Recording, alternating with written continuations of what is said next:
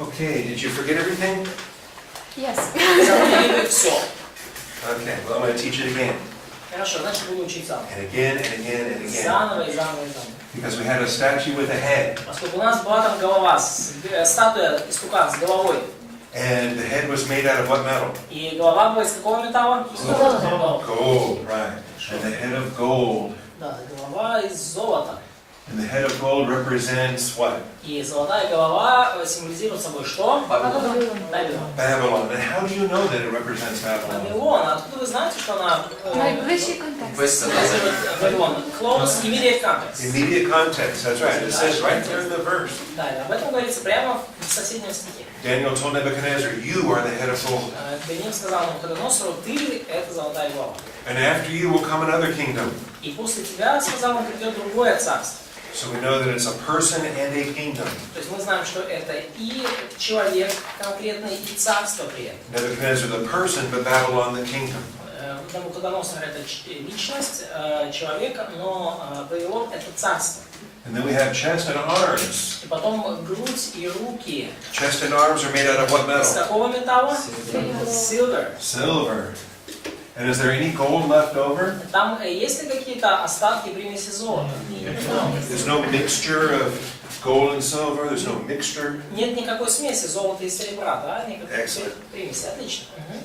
And the silver represents a kingdom after Babylon. What kingdom is И that? серебро символизирует царство, которое пришло после Вавилона. Какое именно царство? Персия. Medo-Persians. Medo-Persia. Yes. Sometimes we just say Persia. Иногда просто говорим Персия. Because of the partnership, Persia was the larger part. Поскольку в этом их союзе, федерации, партнерстве, Персия была наибольшей державой. So after the chest and arms of silver, we have belly and thighs of bronze. Итак, после груди и рук из серебра мы видим Oh, belly and what metal? I'm sorry. живот и бедра из какого металла? Железо. Bronze. Медь. Okay. Бронза или медь? Ну, как бы по-разному. Okay. And bronze. Was there any silver mixed in? Было ли какое-то серебро там примешано? No. There was no mixing because each time we have an empire that was conquering the previous empire. Да, никаких не было смеси, потому что каждый раз мы видим, как одна империя завоевывает другую. And they were conquering. И они завоевывали что? And they were taking control of Jerusalem. Они завоевывали и брали контроль над Иерусалимом. And they were having dominion over the Jewish people. И они через эти завоевания имели владычество над еврейским народом. And this is important, the conquering of Jerusalem and the dominion over the Jewish people. Это очень важно, да, завоевание Иерусалима и владычество над еврейским народом. Because we're studying the history of the vacant throne. Поскольку мы с вами изучаем историю незанятого престола. Okay? Until such time as the throne is going to be reseated. И эта история продолжится до того времени, пока на престоле снова не воссядет некто. It gets reseated by the Lord Jesus Christ in the millennium. На престоле не воссядет Господь Иисус Христос в тысячелетнем царстве. So we have a vacant throne. Итак, у нас есть незанятый престол. And a promise of a coming king. И у нас есть обетование о грядущем царе, Who will take his seat on that throne forever. который воссядет на этом престоле навеки. Did you ever read The Lord of the Rings by J.R.R. Tolkien? Вы когда-то читали «Властелин колец» Джона Руэлла Толкина? Or you watched the movies, the Peter Jackson movies? Да, смотрели кино Питера Джексона. Where Viggo Mortensen plays the role of Aragorn. Send the Place. Viggo Mortensen is the actor. Да, где Вигго Мортон, да, на роли Арагорна. Арагорна, да. Yeah. Okay. It's a story of a vacant throne. И это также история незанятого престола. And the promise of a king who will return. И это история об обетовании о царе, который придет, который грядет. Kind of cool, huh? Okay. Совпадение. And also a steward. There was a steward in Gondor. И также есть в Гангор, да? In Gangor. In Gondor. The steward's name was Denethor. Да, и был распорядитель в Гангаре, да? И распорядитель... Гондоре, да. И распорядителя имя было Did you ever see the movie? I read the book, but I was a teenager at that time. Okay.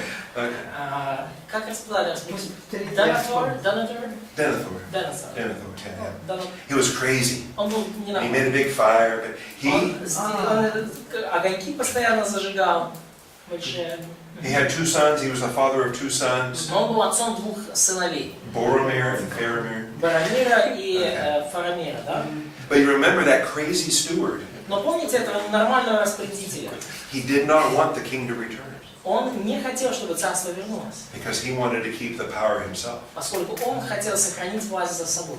So there's doctrine you can study there too in the Bible. И похожую доктрину вы можете исследовать также и в Библии. Because in the church we are stewards. Поскольку в век церкви мы являемся распорядителями. That's what a dispensation is. It is a stewardship. Вот чем по сути является диспенсация. Это период на распорядительство чего-либо. And we function in our stewardship while we wait for the king to return. И мы функционируем как распорядители, ожидая грядущего возвращающегося царя. So, Lord of the Rings, that's all I'll say about that. Ну и «Властелин колец» это, наверное, единственная иллюстрация, которую буду приводить на этот счет. But it's interesting to me what Tolkien understood from Scripture and put into his fiction when he wrote. Но мне при этом очень интересно, как много понял Толкин из Писания, и как он это встроил вот в свое фантастическое повествование. So the story of the statue is the story of a vacant throne waiting for the king to return. И поэтому история этой статуи – это история незанятого престола, который ожидает своего царя, который ожидает возвращения царя. And it starts with Babylon because Nebuchadnezzar is the king that made that throne vacant. И начинается все с Навуходоносора, с Вавилона, потому что именно Навуходоносор сделал так, что престол опустел. Он снес царя Ехония. So we have head of gold, silver, chest of silver, belly and thighs of bronze. Итак, у нас есть золотая голова, грудь и руки из серебра, живот и бедра из бронзы или меди. We then have legs. What are the legs made out of? И далее вы видите ноги. Из чего ноги сделаны? Бронзовая. Iron. Iron. Okay. Краину. Что? Краину до... Oh, I forgot to ask. The kingdom, the bronze kingdom, I forgot to ask, is the kingdom of? Да. Бронзовое царство, кстати, это какое? Greece. Greece. Okay. And iron is the kingdom of? И железо это Rome. Okay. And again, Rome conquered. И опять же, Рим завоевал Rome Израиль. conquered Greece. Я прошу прощения. Рим завоевал Грецию. Is there any bronze mixed in with the iron? Рим завоевал Грецию. Осталась ли какая-то примесь меди или бронзы в железе? No. There's no bronze mixed in with the iron. Нет, So нет. it is replaced by the iron because Rome conquered Greece. Нет, никаких примесей не осталось, потому что Рим завоевал Грецию. And also Rome took custody of Jerusalem. И также Рим взял под свой контроль Иерусалим. Это юридический термин, да, то есть порой, когда полицейский, например, арестовывает человека на улице, да, то он берет его в наручники, заковывает его в наручники, и человек таким образом оказывается, ну, сейчас это юридический термин, я его не помню просто буквально, как бы в плену, но не в заключении, сейчас, I'm sorry, we don't have literal, this is Don't have a word for custody. Okay, that's fine. The closest is arrest or security. Под арестом, под хранение, арест, охрана, заключение, заточение. Вот, ну, буквально так это слово переводится. So we don't have literal term, like you have specific, like judicial term. Yeah. We don't have the same term. We have like arrest, the closest. Okay. We also sometimes use it for parents with children. If the parents are getting divorced, the father and the mother will fight to have custody of the children. Они также этот термин юридически используют для, например, когда родители разводятся, и кто из родителей имеет, ну, как право попечения, да, над ребенком. And so it speaks of possession and control, and so Rome will take custody of Jerusalem. И этот термин говорит буквально о именно контроле, о владении чем-либо, да, и Рим получил контроль над Иерусалимом. Иерусалим стал в их зоне как бы влияния. Okay? Now, when we get to the feet, something different is happening. Но когда мы доходим до ног, что-то другое происходит. Because when we get to the feet, we have a new substance that's introduced. What substance is that? И когда мы доходим до ног, до пальцев ног, там какое-то еще вещество появляется. Какое? Глина. The clay. Clay. And notice clay is not a metal. И обратите внимание, что глина это не металл. It's not precious value. А глина не имеет какой-то драгоценной сущности и особой ценности. It's not manufacturing a crushing weapon like iron. Глина ни из чего не то, из чего можно что-либо произвести. Из нее нельзя сделать оружие, которое будет сокрушать. Да? So clay is different than gold, silver, bronze, or iron. И глина отличается от золота, серебра, меди и железа. Also, clay does not replace the iron. И также глина не заменяет собой железо. It tries to mix with the iron. Она пытается смешаться с железом. And it doesn't mix very well. И не очень-то хорошо это смешение происходит. It tries to mix, Пытаются смешаться, but it does not adhere to one another. но они не стыкуются друг с другом, не вступают в соединение. Okay? So you have something different. You don't have a conquering. И здесь происходит что-то другое. Не происходит завоевание. It's not a fifth kingdom that conquers Rome. Это не какое-то пятое царство, которое завоевало Рим. It's not taking custody of Jerusalem. Это не то, чтобы Иерусалим перешел под контроль кого-то другого. It's something different than what we've seen before. Это нечто отличающееся от того, что мы видели перед этим. And so we realize that we can relax about some of the arguments that are happening. И поэтому мы можем понять, что можно расслабиться и не участвовать в разных спорах, которые имеют место. Okay? And taking the time to review this for a very important reason. И я по одной очень важной причине уделяю время тому, чтобы все это повторить. Too many people want to interpret the Bible based on history instead of based on the Bible. Слишком многие люди пытаются истолковывать Библию, опираясь на историю, а не опираясь на Библию. Because they know that a great stone is being cut out from heaven. И потому что они знают, что великий камень, он будет как бы сброшен, да, с небес. And it's thrown down to hit the toes of the feet. И он будет сброшен, чтобы поразить вот эти вот ноги и пальцы на ногах. And when it hits the toes on the feet, the whole statue comes crashing down. И когда он поразит пальцы на ногах, то вся статуя рухнет. And so people have problems with their interpretation. И у людей возникают проблемы с истолкованием этого. They don't want to interpret based on the Bible, they want to interpret based on their history. Потому что люди хотят истолковывать не на основании Библии, а на основании какой-то своей истории. Because this stone grows into a mountain that fills the whole earth. Потому что вот этот камень, сказано, сделался великой горой и наполнил всю землю. And this is the fifth kingdom. И это пятое царство. This is Christ's kingdom. Это царство Христа. The millennial kingdom. Тысячелетнее царство. And we know this because of the Bible, because of all of the prophets. И мы знаем это по причине Библии, по причине того, что написано у всех пророков. It's a kingdom which will not end. И сказано, что это царство никогда не разрушится, будет It has вечно. to be the kingdom of Christ. И это должно быть царство Христа, которое будет стоять вечно. But other people come along and they have problems with their history. Но приходят всякие разные люди, и у них проблемы с их историей. And they say Rome fell in 476. И они говорят, так Рим пал в 476 году. Although sometimes they will argue that. Ну, иногда можно с этим поспорить, They конечно. like to say 460. Да, некоторые даже говорят 460, некоторые говорят 451. Or even 451. Даже вот еще ранние даты ставят. Because Rome was sacked several times in that part of the 5th century. Потому что вот уже во второй половине 5-го столетия на Рим было несколько набегов со стороны варваров. But I like to use 476 as the date for the end of the Western Roman Empire. Но я люблю больше использовать все-таки дату 476 год как дата окончания существования Западной Римской империи. And so people look at this and they say, well, Rome is over, the stone must be here.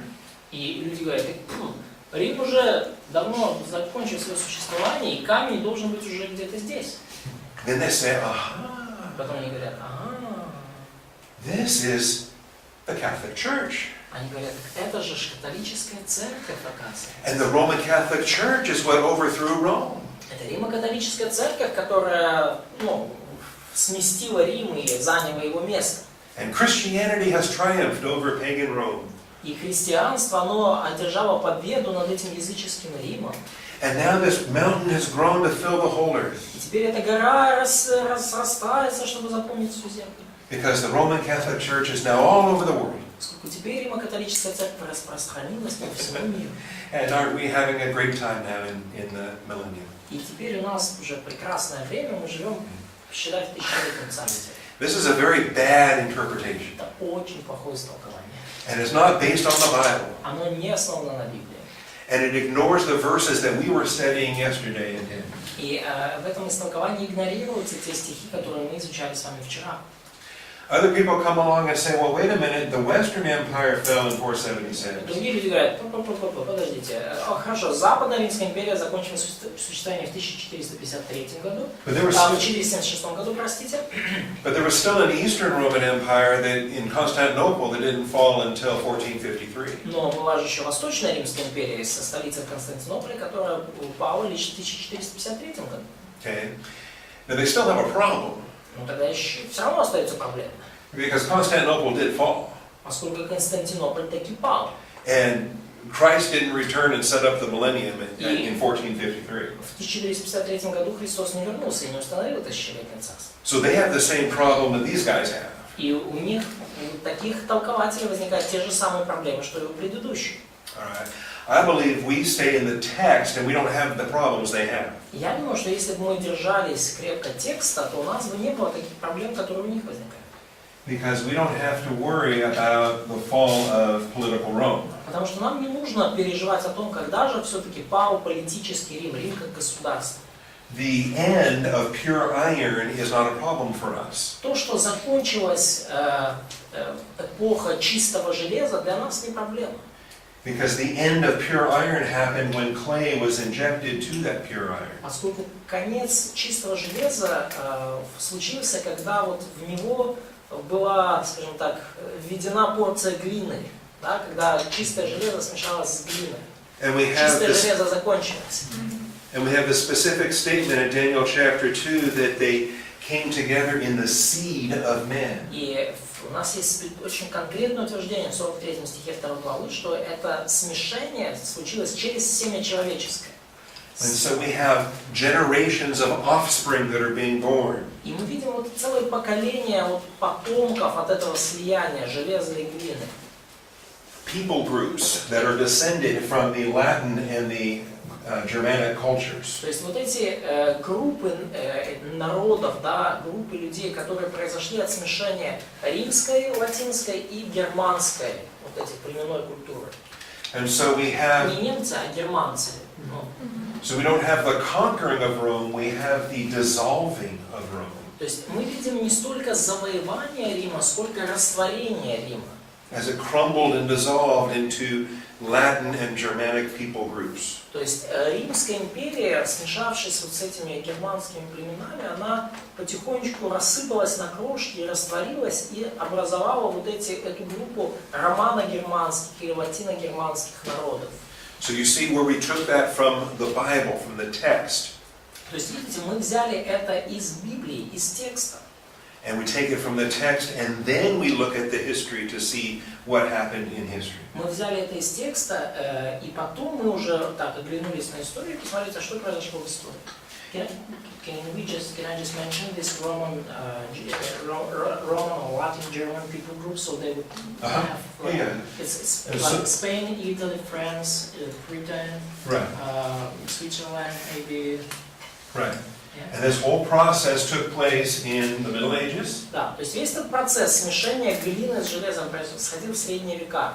Страны, народы, о которых идет речь, самое первое, что приходит на ум, это Германия, немцы, Франция, Британия, Испания, Италия, Швейцария. То есть все это языки одной группы, они имеют один латинский корень, но разные вот эти вот германские племена, там галлы, германцы и так далее, они как бы создали свои, по сути, языки на основе общего вот этого латинского корня.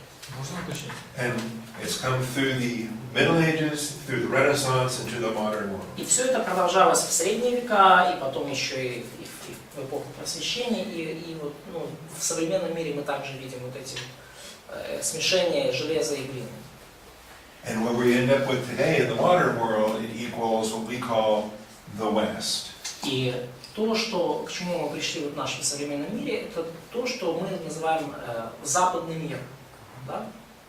Запад, so, like Western Europe, United States, West Canada, Australia, maybe New Zealand. Exactly, the West. Yeah, the West. Right. Western Europe, United States, Canada, Australia, New Zealand. То есть Западная Европа, США, Канада, Австралия, Новая Зеландия. Вот это то, что Это все Запад? это ну, культурно это все Запад. Культурно мы это называем западный мир, потому что это все вот эта вот романо-германская культура, романо-германская язык. Она же переселилась, поэтому... Да, потому что США, Канада это бывшие англо-французские колонии, Австралия, Новая Зеландия тоже бывшая английская колония.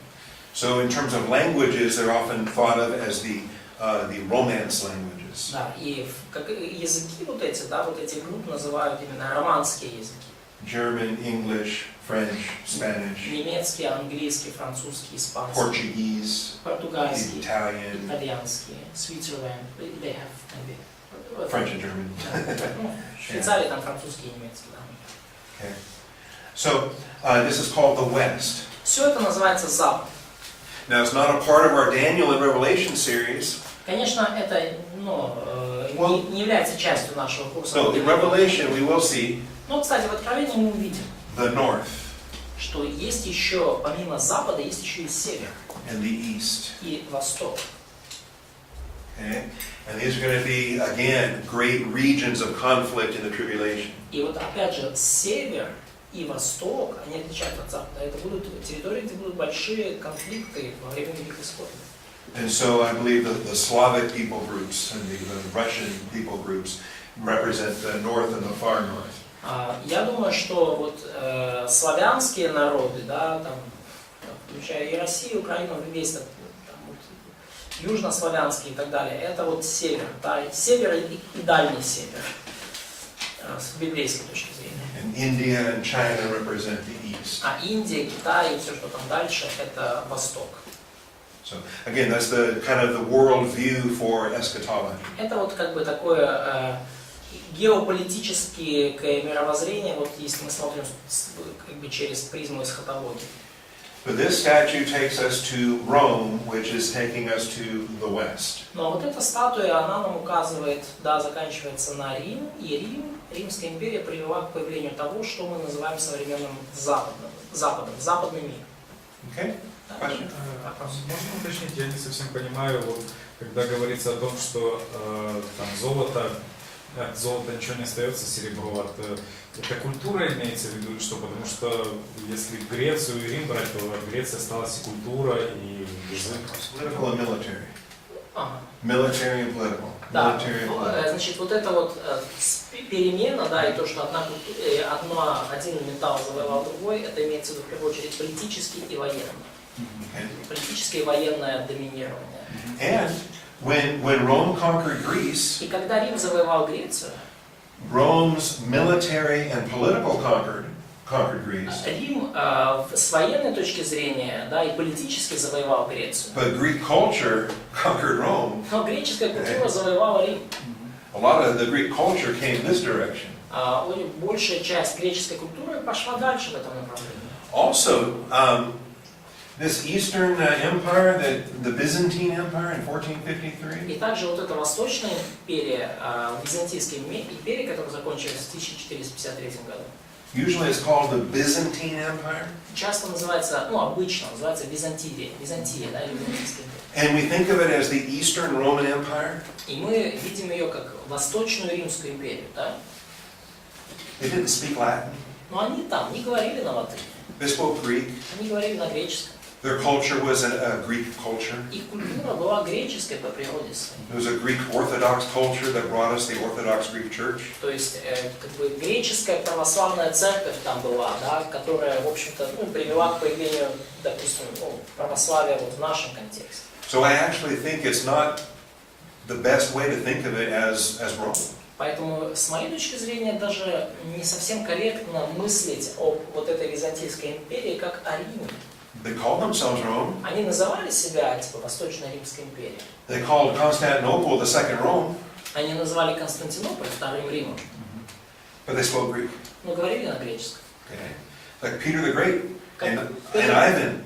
And they called Moscow the third Rome. как Петр Великий, да, или там Иван Грозный, они называли Москву Третьим Римом.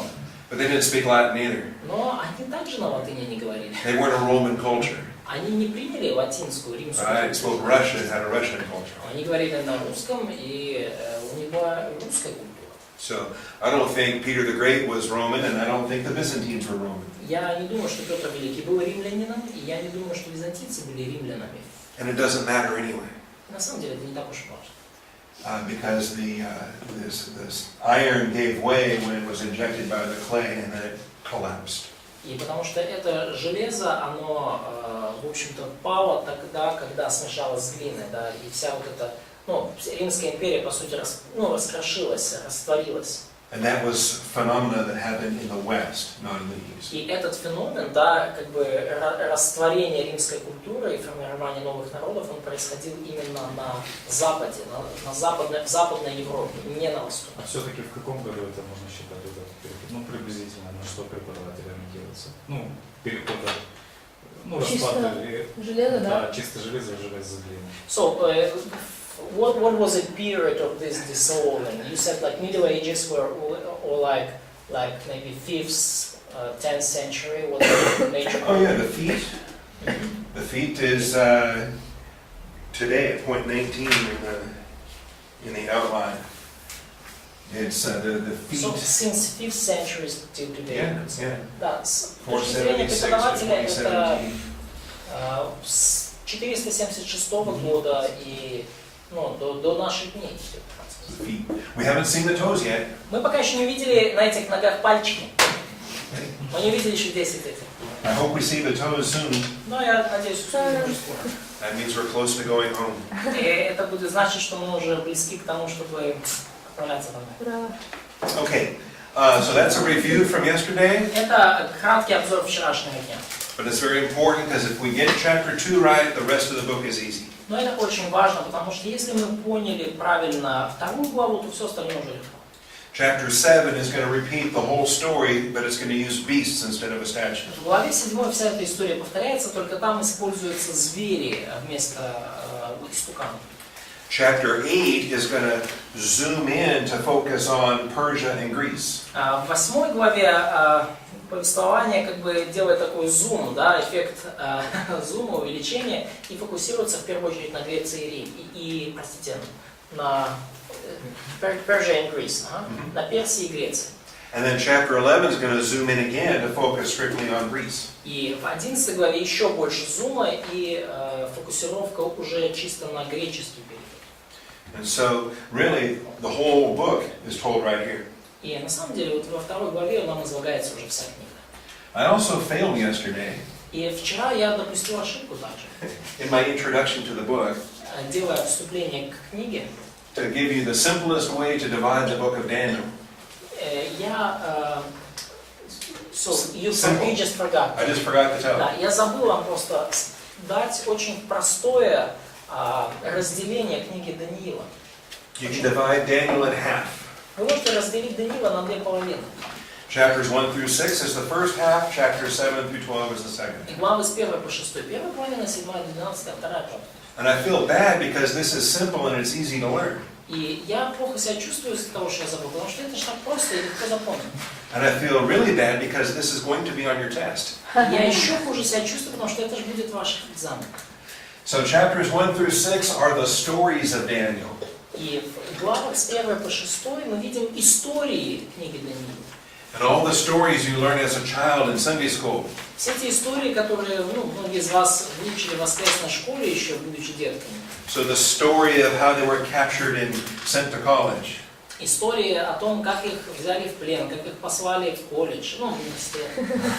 The story of how Nebuchadnezzar had a dream and they were nearly killed. История о том, как у Навуходоносора случился этот сон, их чуть не убили. The story how the three boys were thrown in the fiery furnace. История о том, как трое этих парней их швырнули в огненную печь. The story of the writing on the wall. История о том, как рука на стене писала. The story of Nebuchadnezzar losing his mind and eating like an animal. История о том, как Навуходоносор потерял рассудок и ел просто как животное. And the story of the lion's den, Daniel and the lion's И den. история о том, как Даниил оказался в львином рву. All great stories, and they're in the first 6 chapters of the book. Все эти великие истории, они в 6 главе книги, с 1 по 6 главу книги. Chapters 7 through 12 are the prophecies of Daniel. Главы с 7 по 12 это пророчество Даниила. And so it's a very basic way in which to divide the book. Это очень такой базовый, просто вот начальная школа, но тем не менее это базовый простой способ разделить книгу. The stories of Daniel and the prophecies of Daniel. Истории из книги Даниила и пророчества из книги. Also keep in mind that structure does not reflect the languages. И также помните, что такая структура, она не отражает языковое разделение в книге. Because the chapters 2 through 7, Поскольку помните, что в главах со 2 по 7 they're the Aramaic chapters. это арамейские главы. The Hebrew chapters are chapter 1 and chapters 8 through 12. Еврейские главы это 1 глава, а также главы с 8 по 12. Also keep in mind, И также помните, chapters 1 through 6 are the stories, главы с 1 по 6 это истории. but within that story of Nebuchadnezzar's bad dream Но внутри этих историй, например, история о плохом сне Навуходоносора, comes a very huge prophecy. там же заложено очень значимое пророчество. All right? So there is a monster prophecy within this first half. Поэтому даже в этой первой половине есть это пророчество про вот этого истукана. Because chapter 2 is not only a story, but also a huge prophecy. Да, очень значимое пророчество во 2 главе заложено. Also, I believe that there's a little bit of story in chapter 10. И также, думаю, есть немножко история в 10 главе Даниила. There's not much story in chapters 7 through 12, В главах с 7 по 12 вообще истории именно мало. but there's a little bit of a story in chapter 10. Но чуть-чуть в 10 главе я вижу историю. Because Gabriel comes to give Daniel a message, Потому что архангел Гавриил является Даниилу и доносит до него послание. and we'll see this tomorrow. Along the way there, Gabriel gets kidnapped. И мы во всем этом мы увидим, завтра исследуя Даниила 10 главу, что Гавриил was kidnapped. Yes. Гавриила по дороге схватили, взяли в плен. I've been a police officer for a long time. I don't know how to put handcuffs on Gabriel and put Gabriel in jail. То есть я был, конечно, офицером полиции много лет, но я до сих пор слабо себе представляю, как можно взять апостола Гавриила в наручники и держать его, удерживать его какое-то время хотя бы. So tomorrow we'll get that story in chapter 10. И завтра мы с вами прочитаем эту историю. But mostly chapters 7 through 12 was all about the prophecies. Но в основном, с 7 по 12 главу, это в основном пророчество. And mostly chapters 1 through 6 is about the И stories. в основном главы с 1 по 6 это истории. Okay. We're ready for chapter 3. Мы готовы уже, кажется, к 3 главе. And 3, 4, 5, and 6 before you go home today. И сегодня до вашего ухода домой мы исследуем главы 3, 4, 5 и 6. And it should go pretty quickly. И все это должно очень быстро случиться. They're stories you probably already know. Все эти истории вы наверняка уже знаете. And they're not as difficult as the big chapter 2 prophecy we've already covered. И они все не такие уж сложные по сравнению с большим пророчеством во 2 главе, которое мы с вами уже прошли. So let's start with reading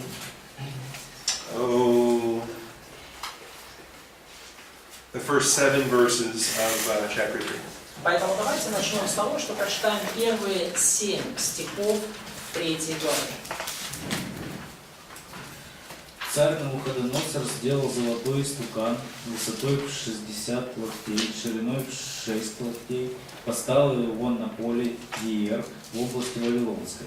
И послал царь Навуходоносор собрать сатрапов, наместников, воевод, верховодных судей, казнохранителей, законоведцев, блюстителей суда и всех областных правителей, чтобы они пришли на торжественное открытие истукана, которого поставил царь Навуходоносор.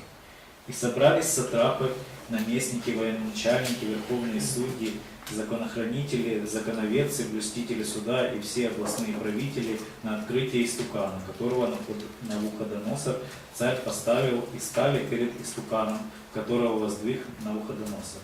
Тогда глашатый громко воскликнул: «Объявляется вам, народы, племена и языки, в то время, как услышите звук трубы, свирели, цитры, звеницы, гуслей и симфонии и всяких музыкальных орудий, подите и поклоните золотому истукану, которого поставил царь Навуходоносор.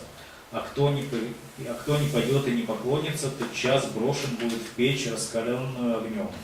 Поэтому, когда все народы услышали звук трубы, свирели, цитры, цевницы, гусли и всякого рода музыкальных орудий, то пали все народы, племена и языки и поклонили золотому истукану, которого поставил Навуходоносор царь». Okay, so in chapter 2, Nebuchadnezzar was dreaming about a statue. Итак, в Даниила 2 главе царь Навуходоносор видел сон об истукане. So now he decides to build a statue. Ну, а теперь он решает истукана построить. And he sets it up so that people can worship him. И он устанавливает этого истукана, эту статую, чтобы люди могли поклониться ему. Remember, at the end of chapter 2, he had a fear of Daniel's God. Помните, в конце 2 главы Навуходоносор испытал такой определенный страх и трепет перед Богом Даниила. But he obviously has not come to accept Daniel's God as his own savior. Но очевидно, что он не принял в тот момент Бога Даниила как собственного спасителя. Because he's still demanding his own state religion and for people to pray to him. И потому что он все еще требовал создания этой государственной религии имени его, и он требовал, чтобы люди поклонялись и молились ему, как Богу. I'll give you some points here in point 1. Здесь в пункте 1 я вам привел некоторые тезисы. The dimensions of 60 cubits and the width of 60 cubits. Да, значит, глава 3, пункт 1c. Ее высота, значит, размеры, да, примерно 30 метров высотой, 3,5 метра шириной. Some people think he was building an obelisk in the pattern after the Egyptian obelisks. Некоторые люди считают, что он построил такой обелиск своего рода по образцу египетских обелисков. But I think that the Salem in Aramaic represents an image or an idol. Но я думаю, что это слово «селем» арамейское, оно несет значение именно изображения идола. I don't know how tall is that lady by the river in Kiev? Кстати, какая высота этой статуи Родина-Мать в Киеве? 92 метра. 92 meters. Даже больше, наверное, 102. Even more, 100 Okay, well, she's pretty tall. Иисус Христос в Бразилии 30 метров. Да, 30? Да, 30. So Jesus Christ in Brazil, the statue of Jesus in Rio de Janeiro is 30 meters tall. Okay, that's pretty tall too, about like this. Ну, достаточно высоко, да. There are two different kinds of cubits in the Bible. Есть разные вообще, когда говорится о локте в Библии, да, то имеются в виду есть две разных меры измерения, называемые локоть. Short cubits and long cubits. Есть короткие локти и длинные локти. Probably the Babylonians used the longer cubit. Скорее всего, вавилоняне использовали длинный локоть. But scholars argue about that too. Но исследователи, они спорят об этом также. I don't care. Мне на самом деле все. It was a tall statue. Но статуя была высокая в любом случае. And so Nebuchadnezzar assembles his political staff. И Навуходоносор собирает весь свой политический аппарат. I'm sorry, just really quick. It's 100 meters. 100 meters. In Kiev, this statue is It's 100 like 300 feet, some Yeah. pretty tall. Okay. 102 метра. That's a tall lady. Родина мать 102 метра. Okay. Point 2. Nebuchadnezzar assembled his political staff and government. Итак, второй пункт. Да, Навуходоносор собирает своих политических работников, правительство. We got satraps, prefects, governors, counselors. You have the list there, A through H. Сатрапы, наместники, воеводы, верховные судьи, канонхранители, законоведы, блюстители суда. Ну, чуть по-разному называются в вашем конспекте. Ну, тут все перечислено. Okay. This is a different staff than chapter 2. Remember the supernatural advisory board? Здесь уже другой, так сказать, политический персонал перечислен, чем во второй главе. Во второй главе, если вы помните, было там, Министерство экстрасенсов, да? Комитет по сверхъестественным делам. This is strictly political and secular. То есть здесь уже собраны чисто политические руководители и светские руководители. Interesting that he's removing the supernatural magicians so that he can promote religion with a political staff. Интересно, что он вообще как бы удалил вообще это все, весь этот комитет экстрасенсов, да, и чтобы он и вместо этого начал пропагандировать вот такую государственную религию и включил в это весь свой политический штаб. By the way, he's not mentioned by name, but I believe Zedekiah attended this event. King Zedekiah from Jerusalem. Да, и, ну, помимо этого, тут я по имени не упомянуто, но я думаю, что царь Седекия, царь в Иерусалиме того времени, я думаю, он также посетил это мероприятие. He would be one of the rulers of the provinces from Daniel 3:3. Вот, согласно Даниила 3:3, он должен был быть одним из областных правителей. And there is an indication in Jeremiah 51:59 that Zedekiah took a trip like that. И есть определение в Иеремии 51:59, Yes. 51-59, что Седекия предпринял подобное путешествие в Вавилон. Слово, которое пророк заповедовал Серая, сыну Нерии, сыну Моисея, когда он отправлялся в Вавилон с Седекию, царем иудейским, в 4-й год его царствования. То есть, возможно, Иеремия 51-59. Zedekiah had made a trip to Babylon, and Jeremiah took advantage of that to send a scroll to be read to the exiles who were in Babylon. Да, и Седекия предпринял такую деловую поездку, поход в Вавилон, и Иеремия воспользовался этой ситуацией, чтобы передать свиток там, через одного из там, его спутников, свиток с посланием евреям, находящимся в изгнании. Okay, in Daniel 3:4, Nebuchadnezzar issues the edict to his empire. В Даниила 3:4 Навуходоносор издает указ по всей империи. And remember, an empire is a gathering of kingdoms. И помните, что империя это вообще это собрание царств. It has plural peoples, nations, and tongues. В состав империи входят различные народы, племена и языки. And this is also something that has become a feature of Babylon, Persia, Greece, and Rome. И также вот это нечто, что стало общим для вот всех этих 4 империй, да, для Вавилона, Персии, Греции и Рима. They were empires that contained kingdoms within it and peoples and languages within it. В состав этих империй входили различные царства, народы, и которые говорили на разных языках. Да, то есть это были мультинациональные империи, состоящие из разных царств. Which is why these emperors viewed themselves to be king of kings. И по этой причине императоры, которые возглавляли эти империи, они себя рассматривали как цари царей.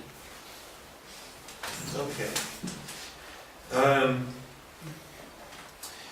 So in verse 5, Nebuchadnezzar demands for worship as part of his religion.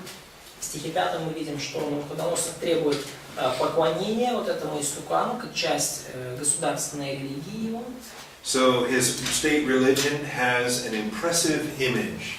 И поэтому в его государственной религии есть вот такой очень впечатляющий образ. And an impressive music program.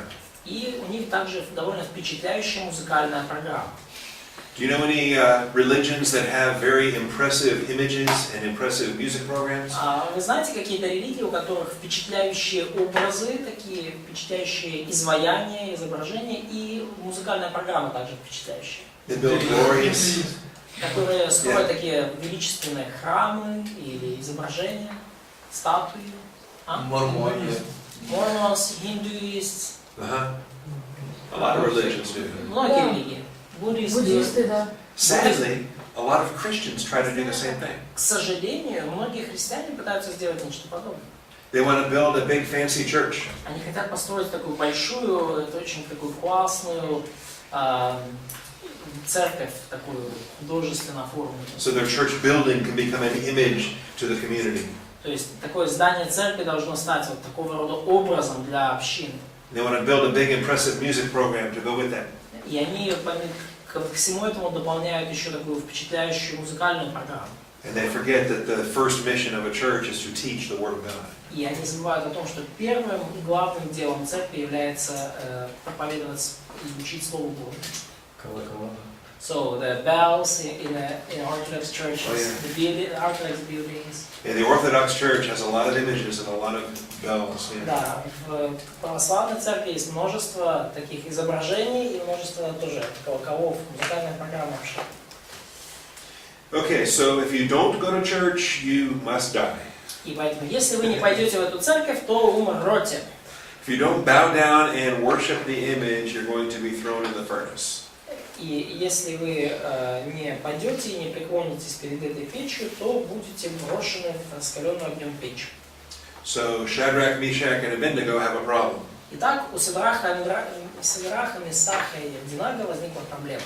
Because they're not going to bow down and worship the idol. Поскольку они не будут падать, не собираются не падать, поклоняться этому идолу. And we know the story, we know it turns out well. И мы знаем эту историю, мы знаем, что все в итоге было хорошо. Now we ask, why is Daniel missing in this chapter? И мы задаем такой вопрос себе, почему нет Даниила в этой главе? He's nowhere to be found. Нигде его тут не упомянут. Okay. So point 8 in your outline. Итак, 8 пункт в вашем конспекте.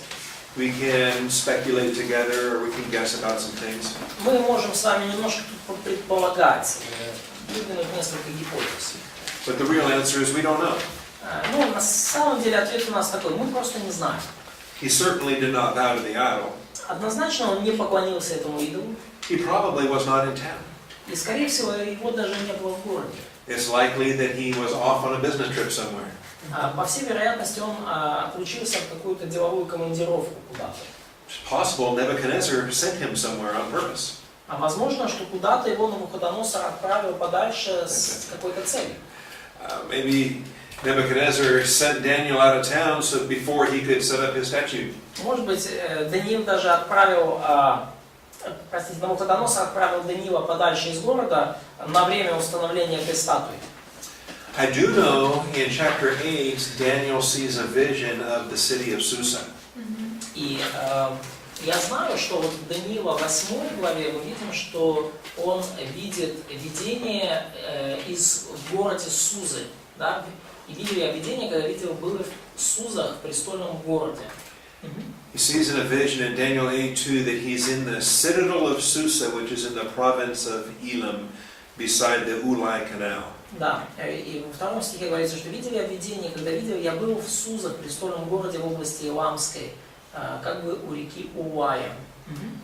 Now, if you have a dream of a place, И если вы можете видеть во сне какое-то место, how do you know where that place is if you've never been there before? откуда вы знаете, что это за место, если вы там никогда не были? Табличка. You could see the writing on the doorpost or somewhere. Oh, maybe. Может быть. If you had a dream that you were at Austin Bible Church, Если у вас возник сон, да, появился сон, что вы побывали в библейской церкви Остин, How would you know what Austin, Texas looks like? Откуда вы знаете, как выглядит Остин, город Остин, штат Техас? Мы бачили фотки вчора. We saw pictures. Showed pictures. Вы видели фотки, да. So maybe Daniel was browsing the internet. Может быть, Даниил просто залез в интернет, в Google Maps, посмотрел, как выглядит Суза. He saw pictures of Susa on Instagram. Увидел фотки Сузы в Инстаграме. My suspicion is Daniel has been to Susa before. Мое подозрение какое, что Даниил был в Сузах и до этого.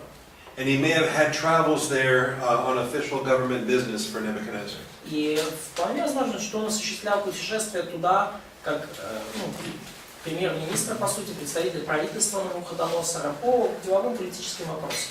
In other words, we go back to chapter 3. It's not unreasonable for Daniel to be absent in a chapter. Иными словами, совершенно для нас не должно быть казаться чем-то нелогичным или не имеющим места то, что Даниила просто не было в городе в то время, в этой главе.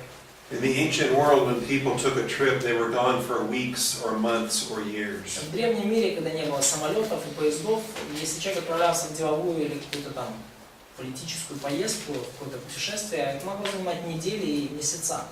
They didn't just get on Air France and travel from Austin to Kiev in 19 hours. Они не просто там садились на самолет Air France, и они путешествовали из Остина в Киев за 19 часов. So we're okay with Daniel being missing in this chapter. Поэтому вполне разумно и нормально предположить, что Даниила просто не было в городе во время этих событий, и поэтому его нет в этой главе. Okay, let's look at these boys and their testimony. И давайте посмотрим на этих парней и на их свидетельства. I like what they say when they're speaking to the king, Мне нравится, как они отвечают царю, because the king is angry. потому что царь разгневан. See verse 13? Смотрите, 13 стих. Nebuchadnezzar's rage and anger. Навуходоносор в гневе и ярости находится. Bring them to me. Приведите их сюда. Do you like talking to angry? Нравится ли вам разговаривать с людьми, находящимися в гневе? What if there's somebody in authority? А что если этот гневный человек, разгневанный, это еще кто-то из представителей власти? An angry father, Там, например, разгневанный отец, an angry husband, разгневанный муж, an angry boss, разгневанный начальник, an angry king. разгневанный царь. That's not good. Не очень хорошая ситуация. Because he already promised to throw you in the fiery furnace Особенно, если он уже пообещал вас швырнуть в огненную печь. if you don't bow down and worship his idol. Если вы не преклонитесь и не перед вот этим вот истуканом. He already made that promise Он уже это пообещал. before he was angry. Еще до того, как разгневался. Now he's angry. Теперь он разгневанный. It's even worse. Все еще хуже. But these boys, they're men by now. Years have gone by, Ну, эти парни, они уже, можно сказать, уже молодые мужчины, годы прошли все-таки. and they have courage to answer him even in his anger. И у них есть смелость ответить ему даже тогда, когда он в гневе. In verse 15, Nebuchadnezzar says, "What God is there who can deliver you out of my hands?" В 15 стихе Навуходоносор говорит: «Какой Бог избавит вас от руки моей?» Now he's preparing for his own evangelism. Навуходоносор сам себя готовит к евангелизации самого же себя. Because this question has an answer. Поскольку у этого вопроса есть. What God is there who can deliver them? Какой Бог может избавить вас от его руки? God. Бог. Their God. Вот The их real Бог. God. Подлинный, истинный Бог. Remember yesterday the magicians were saying, only the gods can tell you this dream. И помните, как на второй главе эти чародеи, экстрасенсы говорили, что только боги могут открыть царю сон.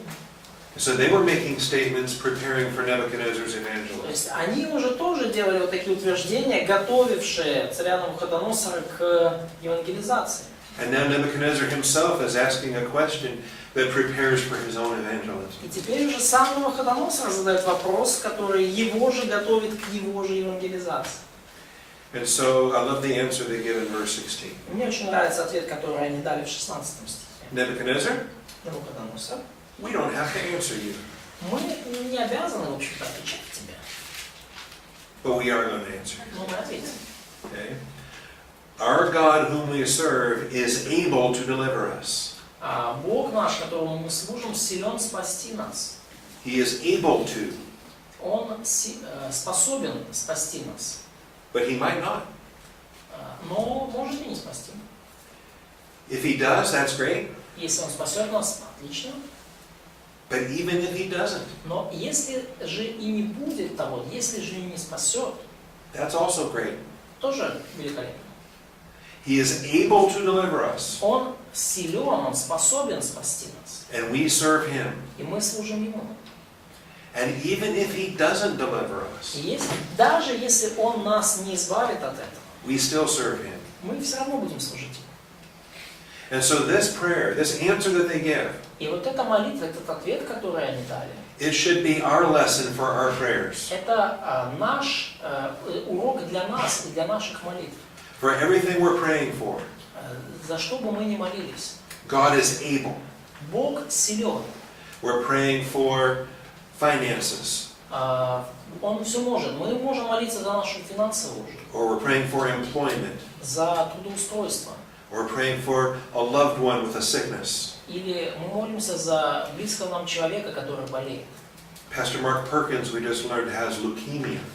У пастора Марка Перкинса, мы только недавно узнали об этом, у него лейкемия. And so we're praying to God who is able to heal him. И мы молимся Богу, который силен исцелить его. But if not, Но даже если нет. you see those powerful words, but if not. Вы видите вот эти очень сильные слова. Если же не будет того. Because if he is able to do something and chooses not to do something, what does that mean? Поскольку если Бог силен сделать нечто и решил этого не делать, что это значит? Ну, или красивый план. He has better plan. He has a better plan. У него Excellent. есть лучший план. Отлично. А? That's exactly what I was going to say.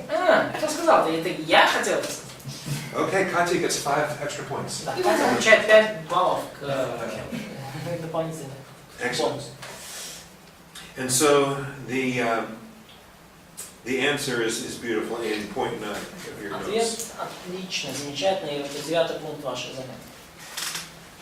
And it's a great way to learn the will of God and to submit to the will of God. И это отличный пример того, как можно познавать волю Божию и подчиняться ей. We do let our requests made known. We do make our requests known. Мы, конечно же, вполне можем приносить наши просьбы перед Богом и открывать наши желания перед Ним. But God's ways are not our ways. His thoughts are not our thoughts. Но Божьи пути не наши пути, и Божьи мысли не наши мысли. And if He answers prayers with a no, И если Он отвечает на молитвы словом «нет», we have to thank Him for the no, нам нужно поблагодарить Его за это «нет», because He has a better plan. поскольку у Него лучший план. Okay, so now Nebuchadnezzar is even more angry. Хорошо, теперь Навуходоносор разгневался еще сильнее. He was already angry before, Он уже до этого был разгневан. but now in verse 19 he's extra angry. Но теперь уже в 19-м он как бы исполнился ярости, то есть уже переливается через край. He is so filled with wrath that his face is different. Что он уже настолько исполнился ярости, что вид лица его изменился. It says his facial expression was altered in verse 19. Да, у него вид лица изменился на Сидраха, Месаха и Авденаго. Он уже... And maybe like if you watch a DVD, sometimes they have deleted scenes in movies. И иногда, когда вы смотрите DVD, то там вот, в фильмах некоторые сцены удаляют. You know what I'm talking about? They have extra scenes or deleted scenes. Like in the end of DVD. Yeah, at the end of the DVD. Да.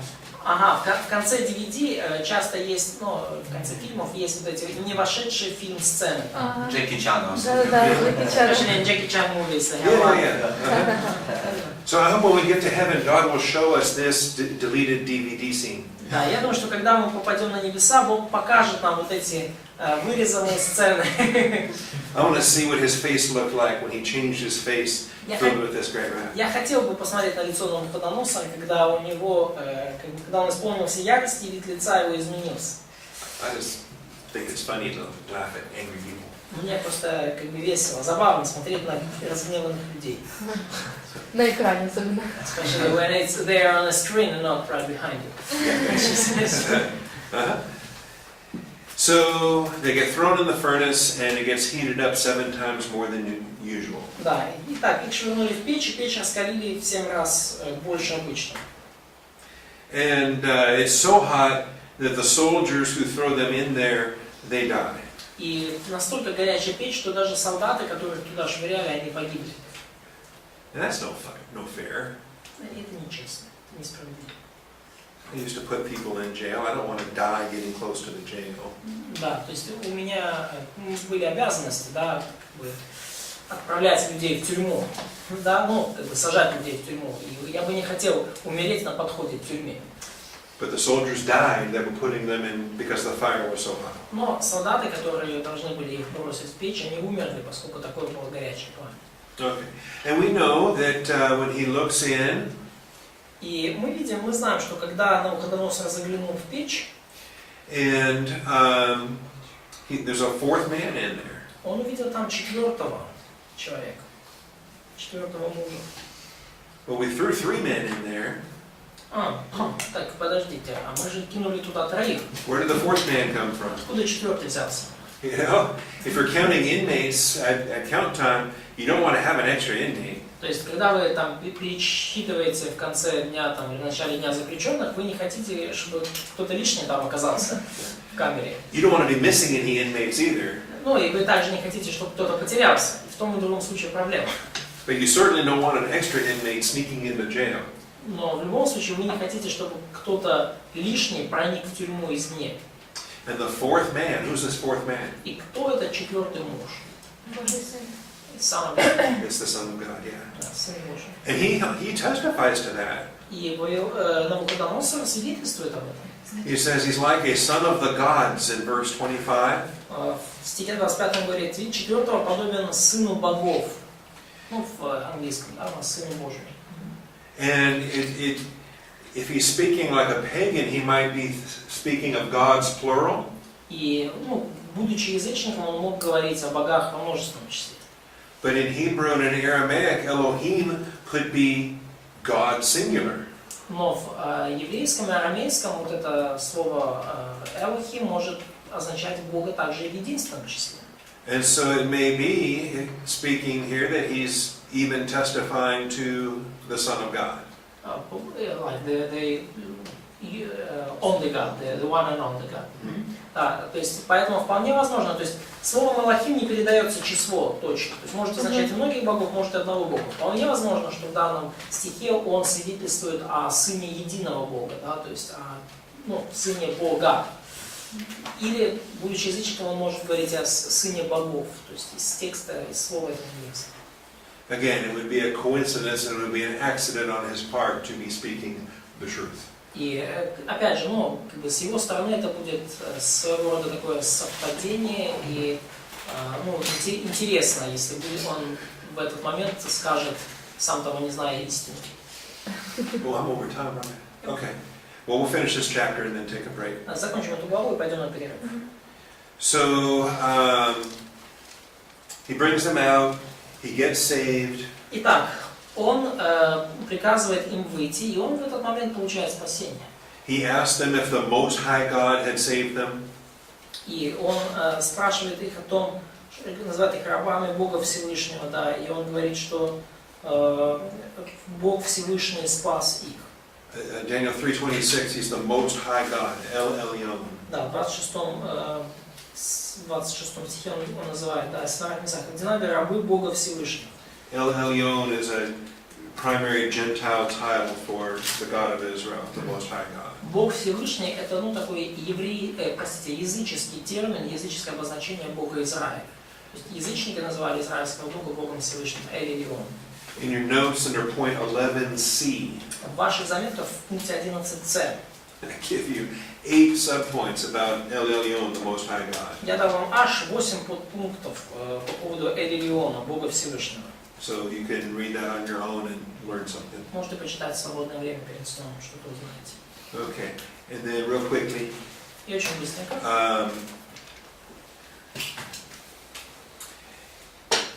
Nebuchadnezzar gets saved at the end of this chapter. В конце этой главы Навуходоносор получает спасение. And you'll see that he writes a song in the first part of chapter 4. И мы видим, что в начале 4, probably there's a little In fact, verses 1 through 3 belong in chapter 3 instead of chapter 4. So verses since 28, yeah? Because it's probably different in our text. Does your chapter 3 end at verse 30 or does it go to 33? Our chapter ended on verse 33. Ah, okay, so you have good chapters. Yep. Okay, good. Because they should be 33 verses in chapter 3. Yeah. And those last 3 verses is Nebuchadnezzar's testimony of his salvation. Да, то есть в синодальном переводе хорошее разделение на главы, и последние 3 стиха главы, с 31 по 33, это вот свидетельство Навуходоносора о своем спасении. Okay. All right, well then that gets us to the end of the chapter, and we can start chapter 4 after our break. Такая своего рода песня. Итак, мы прошли до конца 3 главу, и 4 начнем с перевода. Unless there's questions. Если только нет никаких вопросов. So how do you, just a little clarification from you. So do you think this idea of the, like the order to like execute anyone who doubt the God of Shadrach, Meshach, and Abednego, is it like a godly thing, or he just, that was like his new convert enthusiasm? I think so, yeah. Enthusiasm is a newcomer.